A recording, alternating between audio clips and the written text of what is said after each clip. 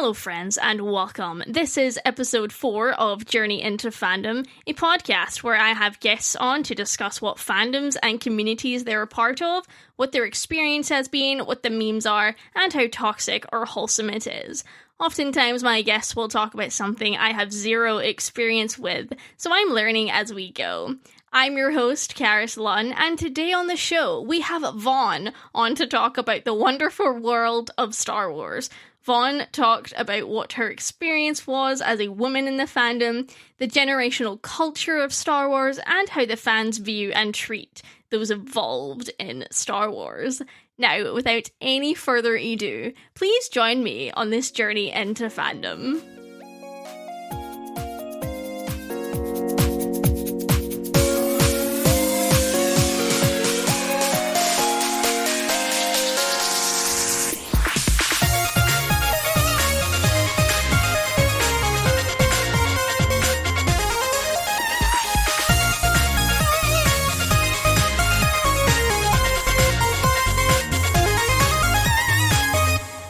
Everybody, welcome to another episode of Journey into Fandom. Today on the show, we have a very exciting guest. We have Vaughn on this episode to discuss Star Wars fandom with us, and this is going to be absolutely wild, and I'm so excited.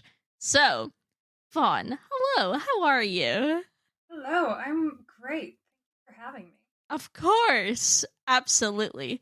So you host a podcast also called Impressions of America, and I highly suggest that you listeners check it out. Super interesting. I've listened to a couple of episodes, and it's so good. I'm like, so much fun. So I actually have a history and media degree, fun fact. So it's like right up my alley. Yes. So not only are you incredibly knowledgeable about Star Wars, but also American history. So I think this episode is going to be really fascinating. I'm ready. So ready. So excited. Yeah, and so the Star Wars episode that I listened to about an hour of on your podcast, it was so good. It was brilliant. But it's like over 2 hours long. So today we have the we have the awful task of trying to keep this episode an hour. So we might be speed running through it, but it's going to be good. Okay, without any further ado, this is the segment that I have called Personal Experience. Not a very snappy name at all, but it's fine. So, what I do sometimes is I give the guest 2 minutes to give the listener some context as to Star Wars. Now, I know everybody knows what Star Wars is, pretty much. But do you think you would be up to the task of giving a 2-minute summary of... I don't even know where you would start. 2 minutes for all of Star Wars. I mean, as you said, that episode was 2.5 hours, so I did not succeed in doing that on my own podcast. But yeah, I can try. 2 minutes. You can try. Star Wars. Basically, go and listen to that episode and then come back and listen to the 2-minute summary. We'll see. We'll compare what they are. Are you ready for this? I'm ready. Okay. All right. 3, 2, 1, go. Okay, so Star Wars as a franchise comprises of 11 films, 9 of which are episodic around one family and their relationship with now another family, but specifically one other person being the Palpatines. There are also several shows to accompany those 11 films, being Clone Wars, Rebels, too many to Mandalorian, too many to count, and then even more in the next year, and 2 years to come out.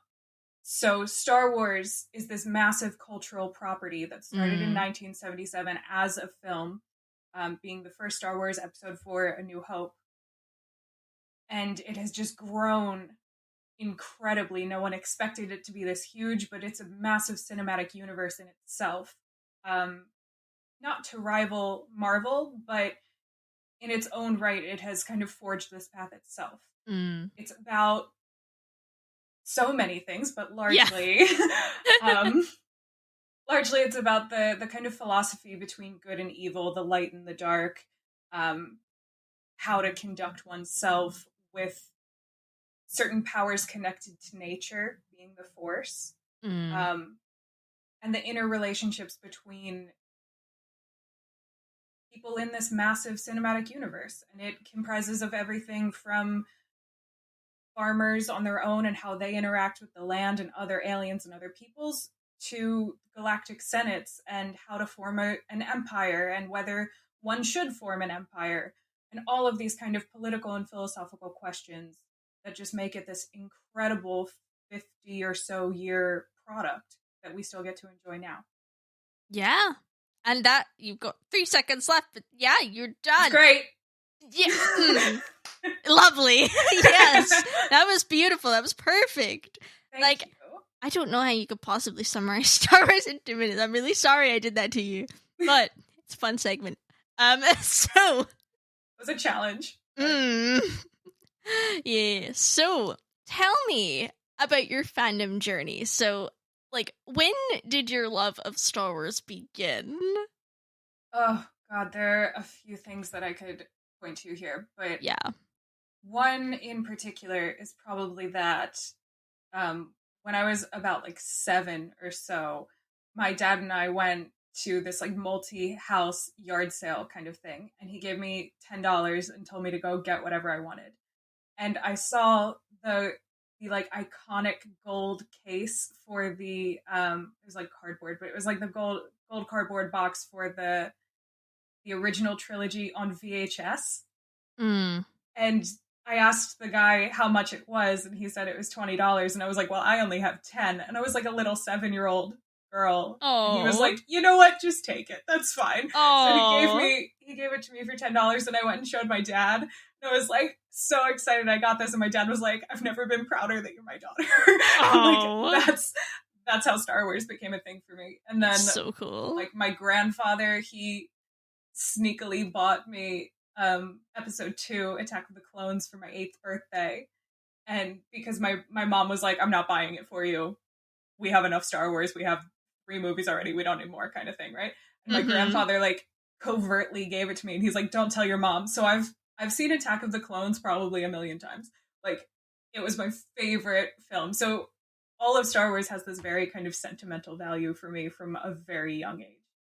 That's so cool. And like, yeah, it's like that way for me as well, because growing up, like, it was always like my dad showing Star Wars to me. And so it's like a multi-generational thing because it's been going so long. So that's really cool. And then, yeah, so flash forward to, like, when did you start becoming aware of, like, the community of Star Wars and, like, the fandom? Probably around college. So around when the sequels were coming out. I had friends who liked Star Wars, and we would talk about it and whatever, but like kind of an online presence for the fandom. I came to that in probably college, and that was a bit of a negative experience with the fandom, so then I stopped engaging with it for a little while. Okay. And then I came back to it a couple years ago, I'd say, when I was working at the Lego store. Oh, cool. London. Yeah, that was a great job. During my master's, I was working at the Lego store. It was fantastic. That's so fun. They just, because I was so like obsessed with Star Wars, they put me in the Star Wars section, and they were like, just you do that and like sell Star Wars. So I got to talk about Star Wars for like 8 hours a day. Yes. It was the best. Amazing. It was the best job. And working in London, there are so many film studios here that work on Star Wars, like Pinewood and all of those. So we had people who worked on like Solo coming into the store and looking at the new Solo sets. And I was like, oh, can I help you find anything? And he was like, well, I know secrets about this. And I was like, stop.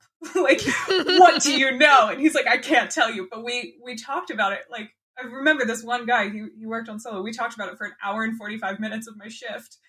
That's great. Just about what I wanted from Solo and if he would tell me anything about it. That's so fun. I love that. So, getting off track, what do you think of Solo as a film? Oh, that's a good question. So, that's the only one that I didn't go to a midnight release for. Okay. And I saw it a few days later on my own. And when I left the cinema, I was like, that was fine. Like, I wasn't really super happy about it, but I wasn't mad about it either. And I just felt very neutral about it. I was like, this is something else I know about Star Wars. But then about a year ago, I think, I watched it again for the first time since I had seen it in theaters. And I really enjoyed it so much more the second time. Yeah. Like, it's a fun movie. It's just very fun. It's a fun movie. And I think, I don't know, I liked it a lot. Even the first time I watched it, I came out and I was like, the thing is I think because it was in production hell or whatever, like all of that nonsense, like I had such low expectations. I didn't expect anything from it. And I came out and I was like, that was great. I liked it. And so, yeah, I kind of feel the same way that I had no real expectations for it, and I don't know, the early reviews from it weren't that great, and like the reason I didn't go to the midnight premiere was that I had work or something, and I was like, oh, it's not worth it, even though I've done that for literally all of the other ones that I've been an adult for, so the other 4 that have come out. And I don't know, I just didn't really have that drive to go see it at midnight. So I think that kind of probably also tapered my experience with it, because it wasn't my like regular excitement for seeing a Star Wars film. But yeah, no, it's a great film. It's really enjoyable. It's a good time. It is. Like, enjoy it tremendously. So you mentioned the negative experience of the fandom. I was wondering if you could unpack what that was. Yes. It's gonna be spicy. Yes. One was a relationship that I was in, actually. One of my exes was like, you're a woman. You can't like this. Or he would like quiz me on Star Wars, and I was like, we're adults. Like, I don't think you have to judge my level of enthusiasm or how much I know about it. People are allowed to enjoy things without knowing every single thing about it. But also now I do know every single thing about it. So that's on him. But that's heckin' weird. Yeah, it's what a weird date. Right? Just let people enjoy things. I was young. I was young and it was a bad relationship. That's fine. Move on from that. Sure. The wider community is like very similar to that, I think. There's a lot of gatekeeping against women specifically for Star Wars, which I absolutely love that we are doing this podcast and like elevating a woman fan of Star Wars. Thank you for giving me that opportunity, because it's so important. Like, you're allowed to like what you like. Blanket statement. That's it. Full stop. Right. Like, regardless of who you are. And for a long time, I felt very like I'm weird for liking Star Wars, even though there's so much to like about Star Wars that doesn't, like, we don't have to get into a whole gender debate here, but like, sure, it's not gendered to think about the philosophy between good and evil. There's no gendering in that at all. So I don't understand why it's kind of gate kept at all. Yeah. But that was my earlier experience, was a lot of kind of misogyny and like questioning whether I actually know things like that. Oh, you like the Beatles, name 5 songs. Like, why? Why are we doing that? And it was very much the same with Star Wars. So weird. Yeah. Yeah, that's so unfortunate. Like, I'm fortunate enough to have not ever experienced that, and it's potentially because, I would say at one point I was, like, super, like, I don't want to say I was ever obsessed with Star Wars, but I really loved it, like, a few years ago, and then I feel like, because of the backlash of, you know, different things, like, over the years, like, I don't know, I feel like my enthusiasm has died a little bit. Having said that, not that this is about me, it's not about me, so I'm not going to get into it, but I'm heckin' excited for Star Wars Visions. Oh my goodness. I cannot wait. This is the most excited I've been for a Star Wars thing since, like, Rogue One, because I love anime, and I'm really excited. But yeah, so I haven't experienced that, but it sucks that exists. Like, why? I mean, I don't get it. Because Star Wars is, like, so huge at this point. Like, you would think that you would think that wouldn't even be a thing. Like, do you really think that Phantom Menace grossed almost $1 billion in profit, rather? Like, almost $1 billion in profit only from male fans? No. You really think that? Because that doesn't make any sense at all. Right. Like, of course women also like Star Wars. Also, all 3 trilogies have had an extremely strong feminist figure in them. Yes. It's not mind-blowing that women would watch Princess Leia and be like, I'm into this. This is fantastic. Come on. So, one of the things... I guess we're moving straight into Star Wars discourse. May as well. One of the things that is, of course, hotly debated is Rose. And her existence in general. Yeah, her existence. Good one, guys. Like, okay, so the thing when you mentioned in the podcast, I like every single one of the Star Wars films, I was like, yes, and I wouldn't agree that I like every single one of the Star Wars films, but I can appreciate that there are things to like in all of them for different reasons, and especially the sequel trilogy. Like, my thing is always, I like all of those films, but as a trilogy, not at all. But individually, I like them. That's my take. But, like, the thing that annoyed me the most about The Rise of Skywalker is a few things. But how Rose was just completely shafted. And, like, J.J. Abrams didn't even try to do anything interesting with this character. They're like, the fans don't like her, she's gone, she's out. And I was, like, really frustrated. So I don't know what you think about that, but yeah, no, I agree with you, and I agree that, like, they're good films individually, but they needed more kind of cohesion for the trilogy, in my opinion. Other people feel differently. That's fine. Absolutely, of course. But yeah, Rose, like, I feel so bad for Kelly Marie Tran and just everything that she experienced in being in the sequels. Like, what a dream come true to be able to be in Star Wars and just be attacked by people who are supposed to be fans of this property. Come on. Be civilized, guys. Come on. Obi-Wan wouldn't like you. But no. Like, true. I feel for her a lot. And I know that part of that decision people have claimed, and I talk about this at the end of that episode, actually. Oh, okay. I need to go back and listen and finish it. Oh, no, that's right. But the a lot of the changes made for Rise of Skywalker were also tied to the Chinese market and how things could be marketed there, which is also why we see the quote-unquote gay kiss in the end of the film erased in the Chinese market release.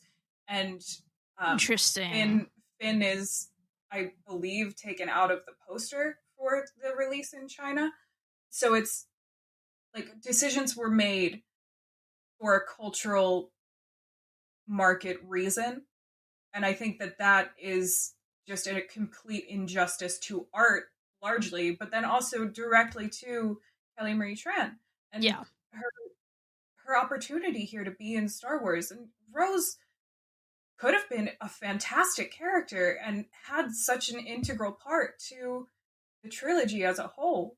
And they just really kind of sidelined her. And it's very upsetting. It's really unfortunate that decision was made both because of fans and also economic reasons. Where is the art in that? Yeah. You know? And I think that's, like, one of the hardest things about Star Wars and about the fandom that I've seen. Of course, this isn't about my opinion, it's about your opinion, but yours counts too. Let's hear it. Hey, it's like, it's so big and it's so, like, everybody wants something different from Star Wars. And that's, like, to do with the generational thing of, like, oh, back in my day, Star Wars was this. And then you've got, you know, the millennials being like, well, Star Wars was this to me because it was the prequels. And now you have Disney being like, how can we make as much money as we possibly can? Yeah. Rather than it be George Lucas's vision for the story. Like, the story is just in terms of the main movies, or the Skywalker saga, I should say. Mhm. You know, I think the sequels took a back, like the story itself took a back seat, which is really sad. Yeah, I agree, and I think a lot of that has to do with the fact that they wanted to keep to a strict schedule of every 2 years for an episode to come out, Right. just for their profit margins. And like, the writers on Rise of Skywalker were like, we need more time to make a better film, and Disney were like, nah, we need this out by Christmas. And it's like, what? You're sabotaging yourself for any future releases in that intellectual property. Yeah. If you're just forcing out content that people aren't going to enjoy as much. Yeah, and because I think the Rogue One is like far and away the best of the modern Star Wars films. And I think the reason for that is because it's just its own self-contained thing. Yeah. And that's what I really like about The Mandalorian as well, although I preferred season 1 to season 2, because season 2 is like all these callbacks to like the Clone Wars, and I've never watched the Clone Wars, so if I had done that, I'm sure I would appreciate it a lot more. Yeah. But everybody freaking out about all these different like Easter eggs, and I'm like, I don't get it. So yeah, I can see that. Clone Wars is fantastic, though. I would highly recommend Clone Wars and Rebels. They're so good. Dave Filoni is a saint. I need to get to it. That'll be my homework. We'll check out Clone Wars. So good. So, do you engage much in like the fandom discourse online, or do you prefer to keep out of it? I do sometimes. I have been very fortunate. That job at Lego led me to a whole group of nerds that I absolutely adore. Some of my best friends came from working there, and they're all like massive Star Wars nerds. So we have the best discourse. And one of my oldest friends, we've known each other for 13 years. He is my like nerd supreme. Absolutely love him. He and I talk about Star Wars constantly. So most of my like fandom interaction is either with my like direct close friends or with the fans of the Weekly Planet through Facebook. Yes. They're perfect. They are. Yes. They're so good. And I think the best place on the internet. It really is. I have not engaged much in the Great Mates group as of recently, just due to time things and the fact that I'm not really on Facebook these days much at all. But whenever I like have podcast needs, that's the first place I go. It's like, please help me to come up with this idea, and people are so helpful and so good and really willing to come on and talk about Star Wars. Yes. So that's beautiful. No, it's great. And like, I think that James and Mesa have done such a good job in cultivating it to be like a safe space for people of any opinion. And that's awesome, because, you know, yeah, we're in the wild west of social media these days in terms of Twitter. And here's a question: what's the wildest Star Wars take like you've seen recently that you've just been like, what? I'm sure there's many. A good question. Oh, I'm trying to think. Sorry. I saw one yesterday on Twitter that someone said that there's been a lot of discourse around if Star Wars should get its own what if interesting series. And that's been really interesting. I like lightly engage. I mostly lurk on Star Wars on Twitter discourse because I don't know, that can get quite ugly fast. I do post my own hot takes constantly, and I have like, there's a lot of Star Wars on my Twitter, but I don't necessarily engage with like just very public posts. Fair. I saw this one, and it was suggesting that there should be a what if of if Leia went to Tatooine and Luke went to Alderaan. Oh. Which is very interesting. So I was reading through some of that.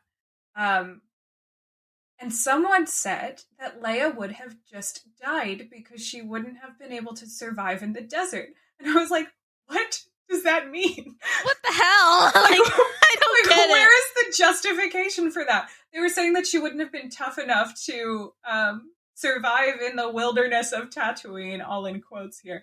And I was just like shocked to see that that's even a take someone would conceive of, because Leia's so strong and fantastic, and like, that's so weird. She's a fighter and a warrior and a general and like pretty fantastic in every sense. What about Leia suggests she wouldn't survive a desert? Yeah, I mean, she hangs out in the Hoth planet for however long, and that's not a fun environment to be in either. Yeah. Oh, that's an ice waste. Like, I mean, if you're raised somewhere, and you get used to it. Like, how is that even a take? It's like not even a take. I think they were just saying like she's a woman and she wouldn't be able to do this, and I'm like, all right, whatever. Like Luke did that well. Come on.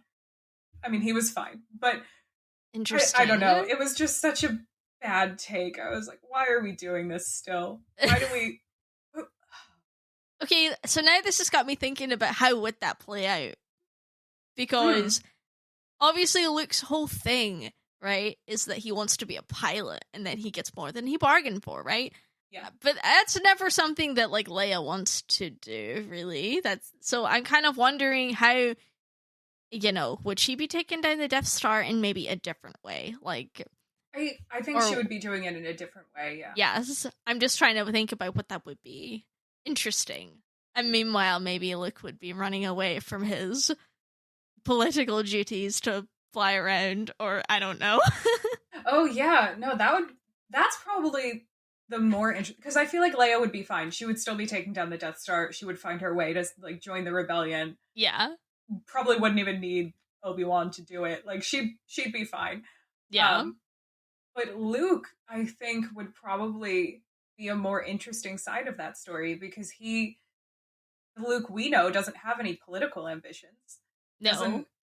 And if he wants to be a pilot, he probably would have been satiated with that as a kid. Like they probably would have been like, cool, go be a pilot. Like here's a plane or a ship, Does it become like a Lion King thing where he runs away from his responsibility and disguises himself, what have you, and decides to be a pilot in the galaxy? That is an exciting idea for a film. Would Luke like join the Empire? Oh. If they're giving him an opportunity to be a pilot. That would be a really interesting way to look at it.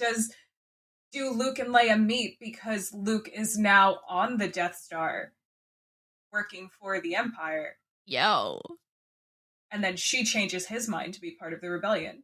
Do we see the like Ben Solo in Luke earlier because his parents would be the Organas and they're part of the Resistance?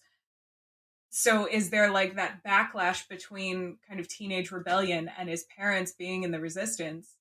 Do we have an earlier kind of Kylo Ren storyline with Luke? That would be so good. That would be interesting. See, that's such a better take than Leia would die in the desert. I know. Like, what?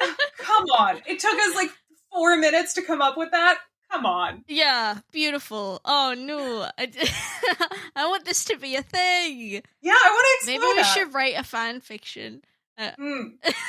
Yeah. Awesome. So, what else? What do you want to talk about right now to do with Star Wars? What's like the hot potato going on right now in the Star Wars community? Is there something? Or is it's a bit of a dry spell, I suppose. What are we waiting for? Mando season 3 and other things? And Kenobi and everything. I think yes. The one that is constantly recycled for the last 20 years has always been, is Hayden Christensen a good actor?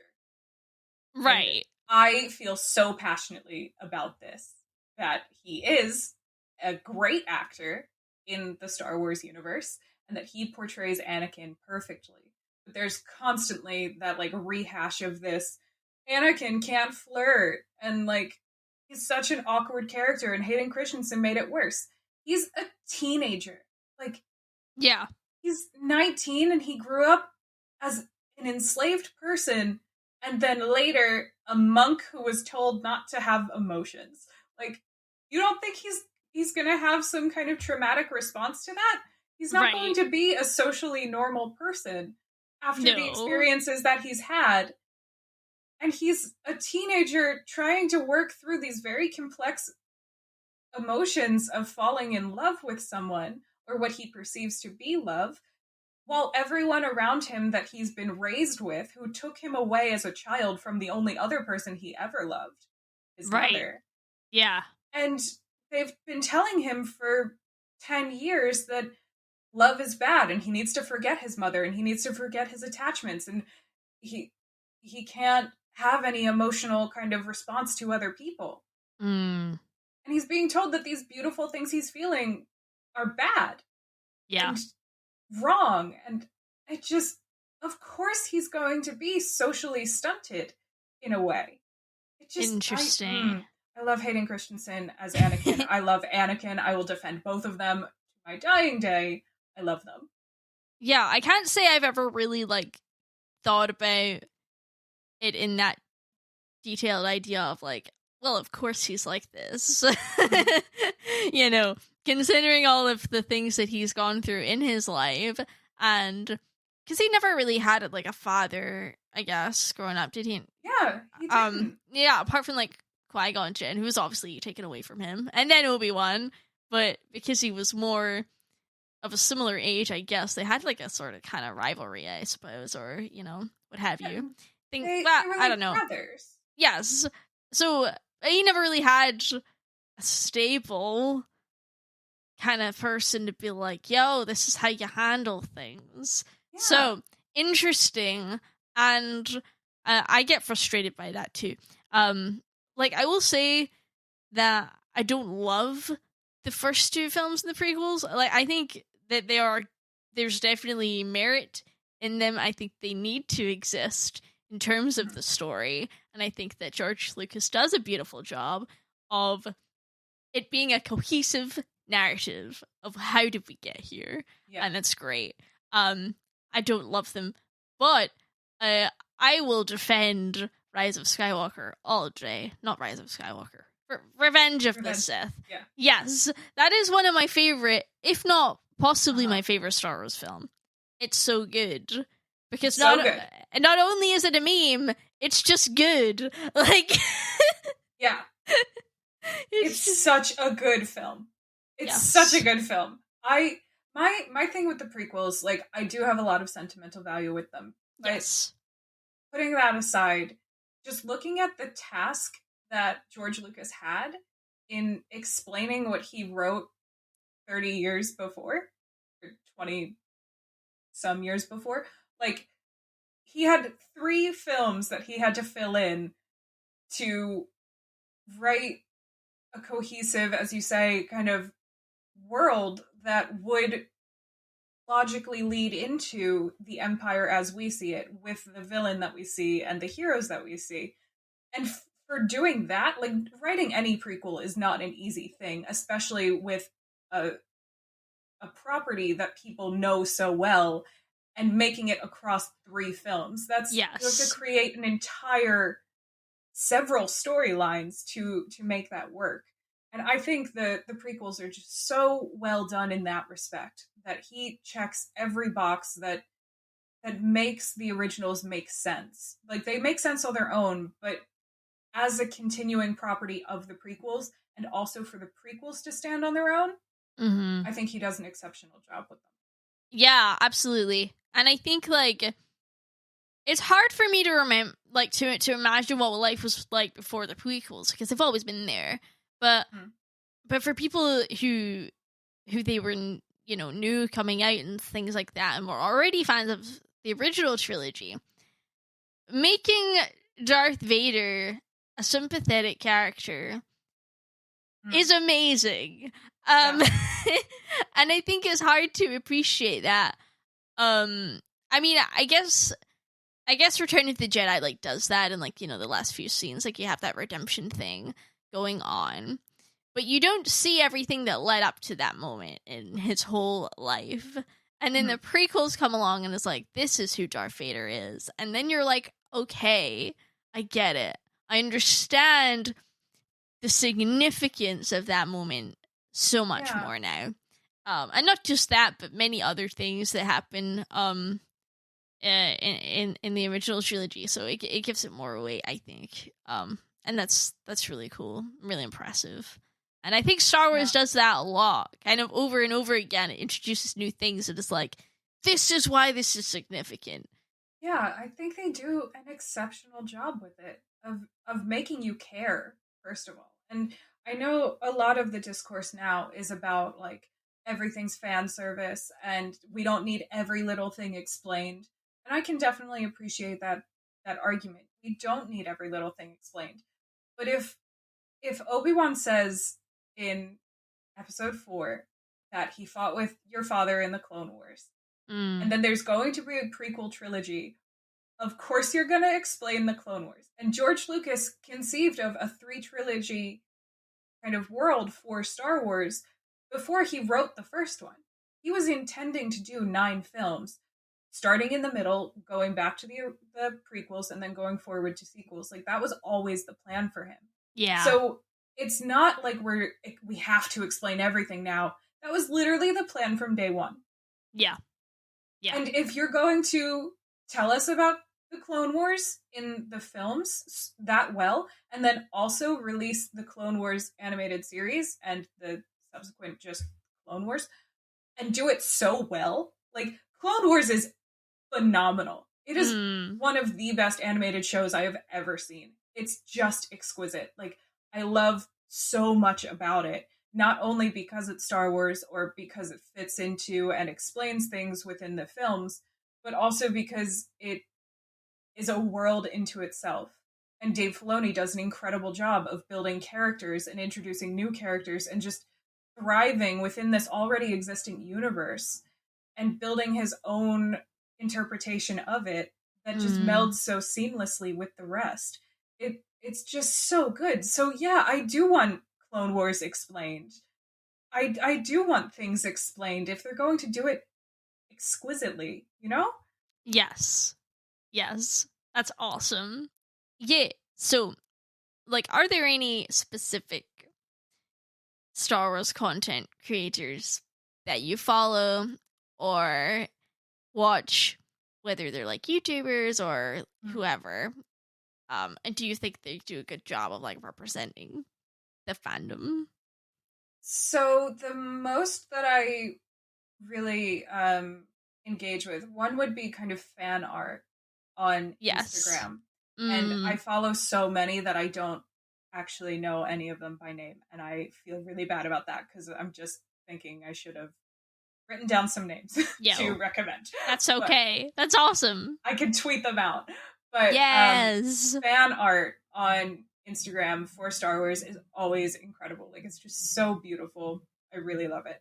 And then the other one would be James and Meso and Mr. Sunday Movies on YouTube. Their caravans of garbage into Star Wars media are some of my favorite things on YouTube. Like, they're so funny. The especially the video game ones with when they're searching for Luke's lightsaber. One of the funniest videos online. Like, fantastic. And their what if comic deep dives, those are great. Like, they have a lot of really wonderful media on Star Wars, even though they say that they don't really do Star Wars. Yeah. In Star Wars news. Yes. Oh, such a good meme. No. Excellent. We love them so much. I really do. They've like changed my life. They make me happier. Right. And I think what I love about James and Meso is that they're able to bring these, like, comedic things into Star Wars and be like, chill out. Like, it's not this deep. Like, yes, you can love the thing and do that. Be passionate about it. But also, we can laugh at the thing, and that's okay, too. Yeah. And I think that's a wholesome way to be. Yeah. Yeah. I agree. Yeah. You don't have to love everything with like serious passion. You can laugh about it and you can say like, I didn't really like that as much, but you're not like being the worst about it and telling someone else they're not allowed to like it. Like there's a balance there. Absolutely. Being able to laugh. Like I love Star Wars memes so much. Yes. Like,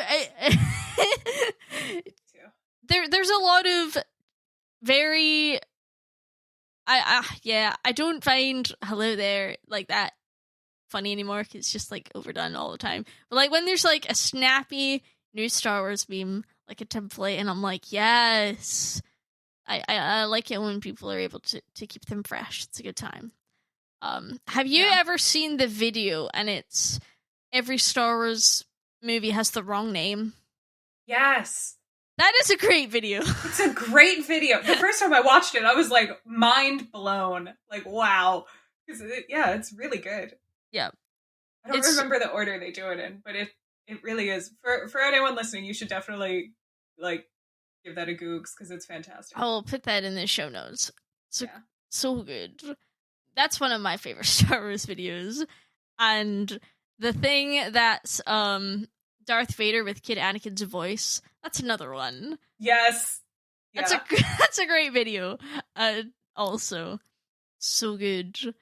And yeah, there's an abundance. And you mentioned like Star Wars fan art, and I do love Star Wars fan art. And I think like Star Wars is so beautiful. Like inherently, like aesthetically, such a good world. I think that's one of the things that like I'm drawn to about Star Wars. Like I've always said that I'm more of a character driven person than like a plot driven person, but like really good world building. The worlds of Star Wars are beautiful. So I'm wondering, do you have like a favorite planet of Star Wars or location? Maybe? Oh, that's a great question.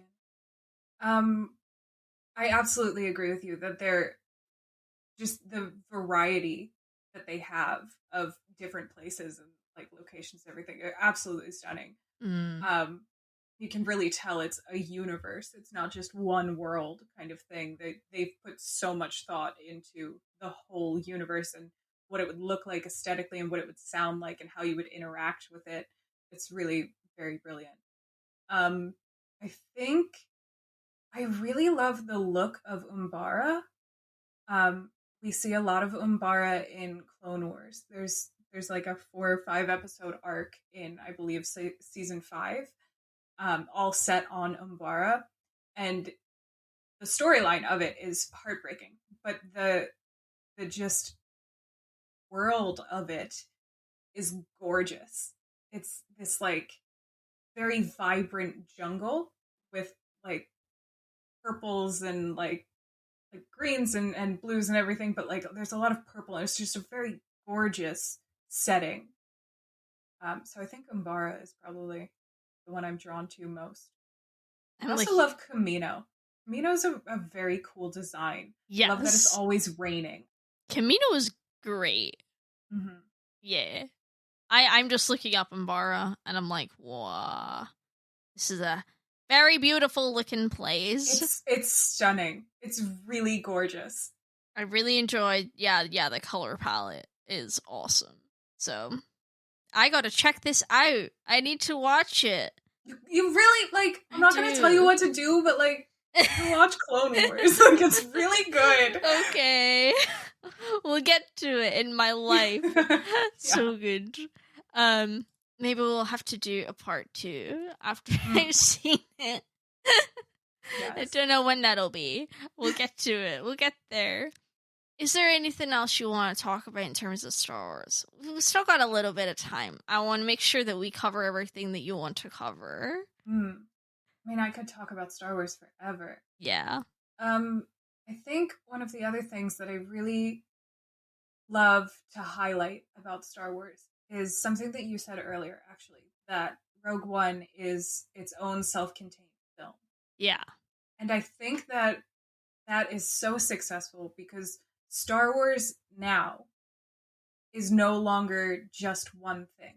Like, it's never really been one thing, but when it was conceived of, it was this space kind of Western. And some people described it as a space opera.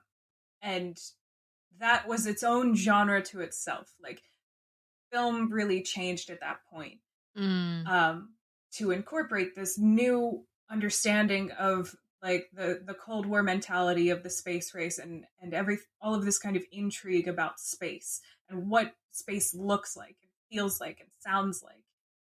That colliding with this like classic American genre of Westerns really opened up a lot in terms of what you can do with cinema and sci-fi and story plots and everything. And it stayed that for a long time. Even the prequels kind of engage with that. They're much more of like a courtroom procedural almost. Like it's like a legal procedural for a lot of it. It's engaging with the politics of it. But it's still kind of this idea of space otherness. Yeah. And how this government is kind of working, right? But then you get to Rogue One, and that is a perfect war film.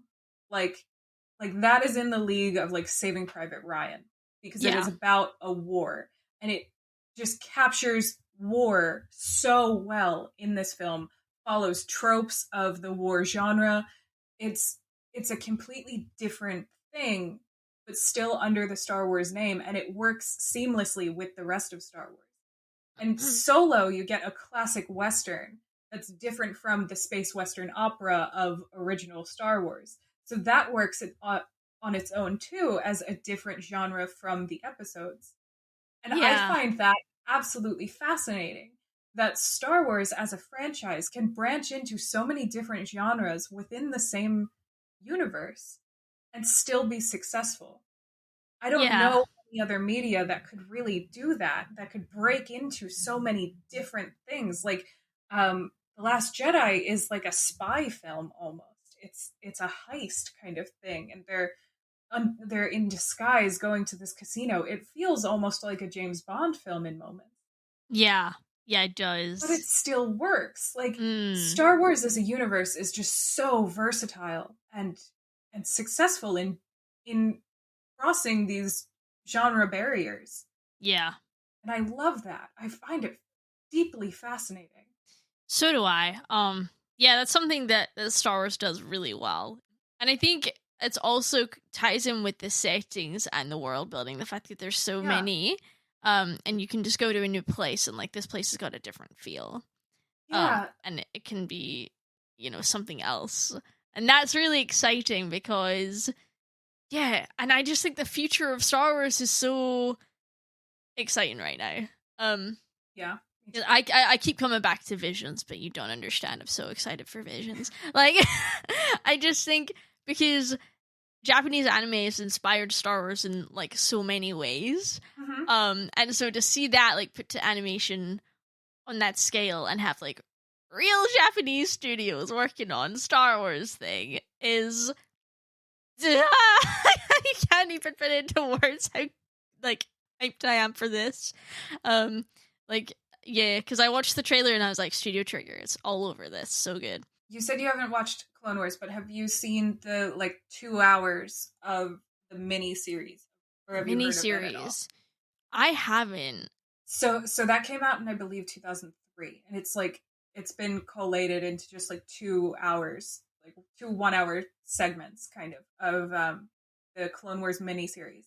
Okay, and that has a very distinct animation style because the people who worked on Samurai Jack drew that Clone Wars animated series. Oh, that's cool. It's gorgeous. It's so good, and I would highly recommend that if you're excited for Visions, because it's like not full anime, of course not, but it's a distinct animation style that is just wonderful.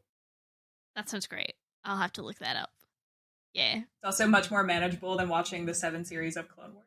Fair. Yes. 2 hours. Fair enough. Yeah. I'll get to that for sure. That's okay. That's not too much of a commitment. Like, I hear that I don't know what you think about this. I've heard that Clone Wars has like got a lot of like filler episodes, and so there's like, there's like the sort of essential episode list things that are online that you can do. Is that true? Or would you say it's better to watch it from beginning to end? So I think that there's one episode arc that I think is 3 episodes that I have skipped in my rewatches because I'm like, it's not that great, and it's very kind of weird and trippy. It's about like droids having an existential crisis. Oh, not like battle droids; they're like droids for the Republic. It's a very strange arc. So I've skipped those 3 in my rewatches, but everything else I think is worth watching. okay. I wouldn't consider any of the rest of it as filler episodes, but that's just my opinion on it, that I really, really enjoy the rest of it. Interesting. Because I think there will always be people that argue on what is the essential episodes to watch and so on. I mean, I think it's worth watching all of it for yourself and deciding what you like. You know?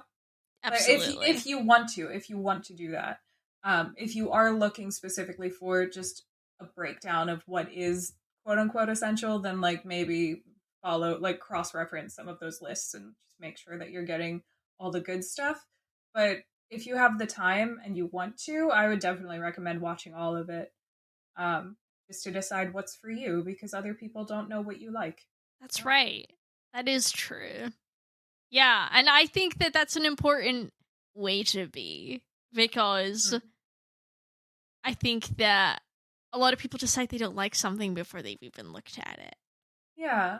And especially with like just the ubiquitousness of social media and how public discourse is just everywhere, it can almost get to you before the content does, and then you're tainted for when you do go to the content and you're like, oh, I know so many people didn't like this. Kind of how I was going to see Solo, that I was like, oh, this really didn't get many good reviews. People I trust didn't really like it. So like I already had this opinion going into it, when really I should have just seen it at midnight and decided for myself. Yeah. But I mean, I don't know. However you come to media is right for you, I think. You know? Yeah. I mean, that's a whole other discussion, I think. Yeah, it is. Yeah. Because I've gone down that rabbit hole of like watching all of these like YouTube reviewers and being like, I need to know what I need to watch based on these people's opinions. And then I was like, hey, wait a second. Like, why am I listening to these people to tell me what I should go watch? Like, maybe I should just go watch it and make up my own mind. My best friend, who I mentioned earlier, whom I've known for like 13 years, Dom, he is the only person that I trust to tell me what I will and won't like, because he knows me and my taste so well that if he gives me a recommendation for something, I'm like, right, that's going to the top of the list. But like other people who are like, oh, you should watch this, I'm like, do you think that I should watch it because you like it, or do you think I should watch it because I will like it? Yes. And I try and really like taper my recommendations when I do give recommendations, because I'm like, I liked it, but I don't know what your TV viewing is like, so I'm not going to tell you you're going to love this unless I really know you, you know? Yeah. Which is why I say, like, you don't have to watch Clone Wars. I would recommend Clone Wars to anybody, but I don't know. I would definitely also recognize that it's not for everybody. Sure. Yeah, I need to cull my recommendations, but that's another thing. Well, that's a story for another day. Is there anything else you would like to chat about just now?